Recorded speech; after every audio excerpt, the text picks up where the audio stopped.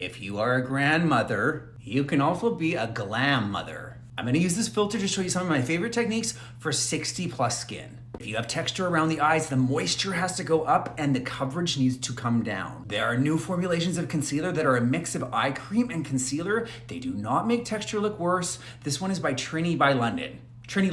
See how it brightens but it doesn't look like makeup? This kind of texture is really good by itself or even underneath a fuller coverage concealer. Same thing applies for foundation. You want a consistency that has more moisture even compared to when you were say 40. Use a moisture rich formula or you can even add a bit of face oil to your foundation. Don't be afraid to use a bit of concealer to brighten right here in the corner for those nasolabial folds and in the bottom corner of the mouth. This will add a nice amount of lift to the face. I know that the beige blushes are trending, but if you have melasma, they can make your complexion look a little bit dull. Don't be afraid to add a little bit of a brighter color to the cheek, higher up for lift, and this really adds life back to the face. There's a beautiful little brand out of the UK called AU, and it's kind of the perfect shade between red, pink, and peach. Bronzer is an absolute yes for me. Again, it makes you look healthy and glowy. However, bronzing drops are a no for me, especially if you have melasma. It just makes you look more patchy. I used a little bit of the Makeup Forever HD palette. I know that the brow pens are all the rage right now, but if you have texture that actually intersects the brow,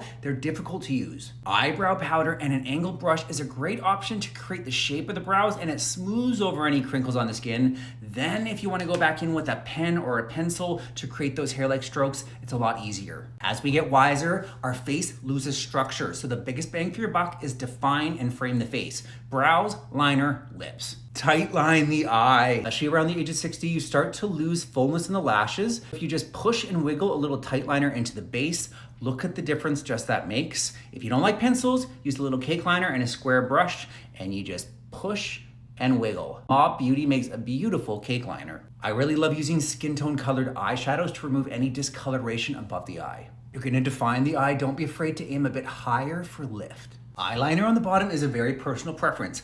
I personally love it.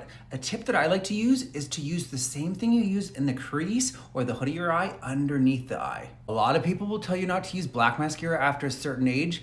I couldn't disagree more. I think it is so striking, especially with silver hair. If your eyes are hooded, definitely go with tubing because that will not smear throughout the day. Don't be afraid to cheat your lip line a little bit to make the lips look plumper. You just want to focus more in the middle than you do on the outside because that can tend to make the lips look a little bit sausagey. Just a couple tips to go from this to this. And you can see that these tips are not specific to 60 plus. They'll work for everybody. I'm gonna leave all the products in the captions and in my shop mine. And as always, I hope this helped.